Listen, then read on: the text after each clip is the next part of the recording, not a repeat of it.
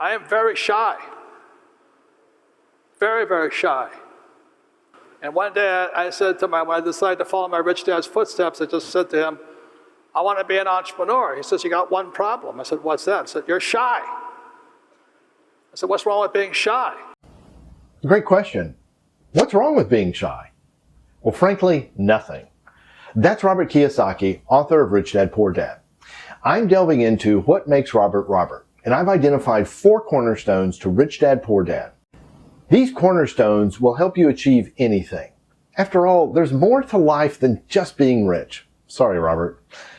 In the last 3 videos, cornerstone number 1 is you need a mentor. Cornerstone number 2, you must play the game of Monopoly. Cornerstone number 3, you need resilience. And this video, cornerstone number 4, you must believe. I want to show you the rest of this short clip with Robert. And as you're watching it, ask yourself, did Robert just learn a technique or did he start believing in himself?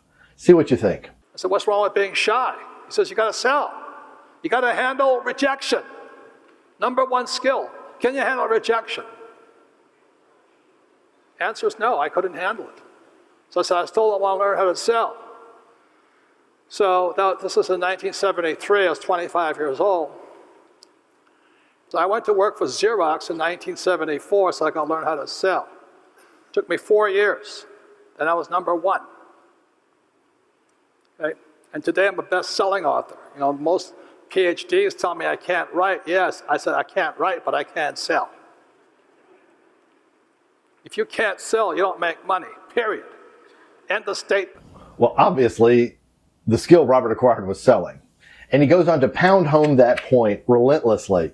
If you're an entrepreneur, you've got to sell, which is true. But I'll bet Robert is still a shy person who can sell really well. Now, how can I suggest that? First of all, we all sell one way or another, or at the very least, we regularly try to persuade someone about something. You see, every personality type has a selling style, but that doesn't mean we're automatically a professional salesperson. Look, Xerox has a legendary sales process, as do many other companies. There's a ton to learn about great selling. And I believe anyone with a passion to sell can successfully pursue professional sales, whether you're shy or not. But I think there's much more going on with Robert in 1974. Deep down, I suspect he didn't believe he could do what his mentor was suggesting. Robert didn't believe in himself. He didn't believe he had what it took to be an entrepreneur. And here's my big clue. In the clip you just saw, he says, you gotta handle rejection. Number 1 skill, can you handle rejection? How do you handle rejection? Well, it all depends on what you believe. Think about it. When you're rejected, you end up believing something, right? Maybe you'll believe the person who's rejecting you. Well, they're right about me. I'm fill in the blank. Or maybe you'll believe they don't know what they're missing out on. Or maybe something in between like, I believe I need to do a better job at whatever. My point is, you will believe something. So why not start from the very beginning, believing in your product, believing in your service, or even better, believing in you?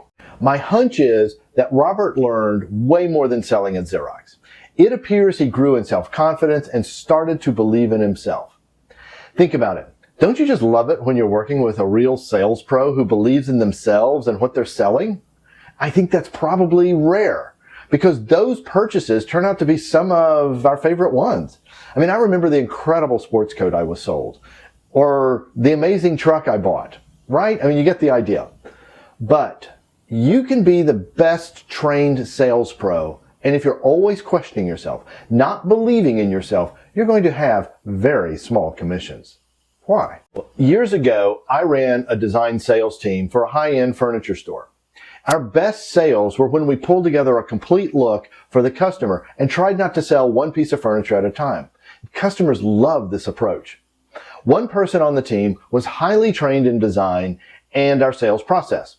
But she was always questioning herself with the customer because she doubted herself.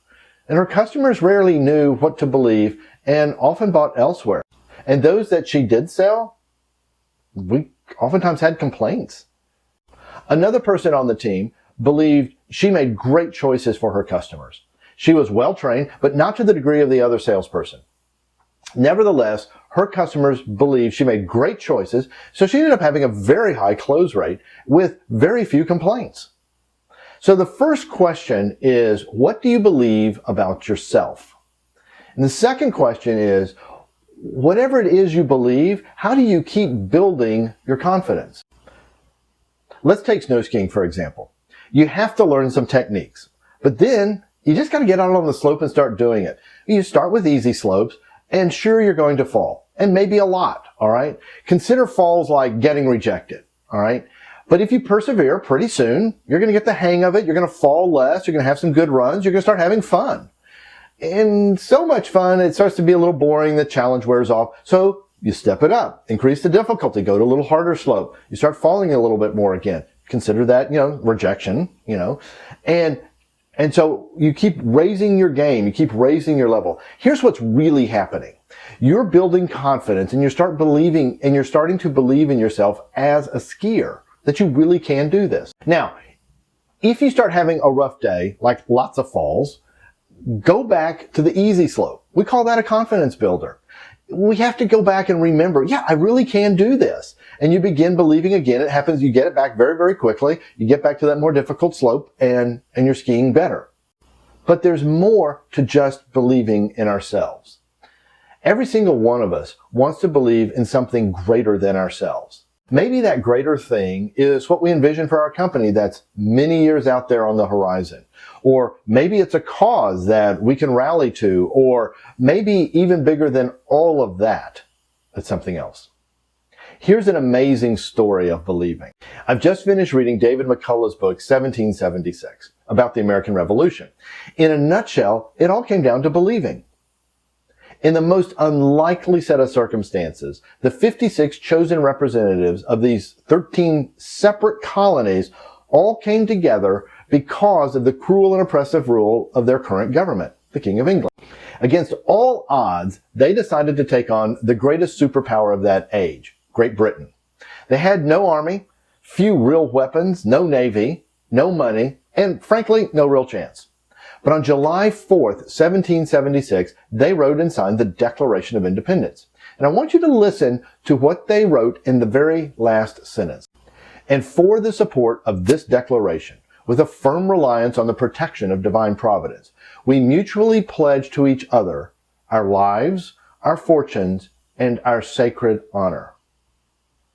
They went way beyond believing in themselves to believing in a cause far greater than themselves. But they went even further in believing, so much so that they relied on divine providence. That's God. This is crazy, off the charts believing. I mean, they put everything on the line. And they established a country unlike any other in the history of the world. So imagine with me what could happen for you if you really started believing in you much more than you do right now. I mean, truly believing in your entrepreneurial vision that's way out there. I mean, you could change your world. Who knows? You could change the world. There's so much more to building our confidence and believing in ourselves, believing in greater causes, and even believing in God. I really want to encourage you to pursue this cornerstone. If you'd like some confidence building ideas just for you, click the link below and set up a free call with me.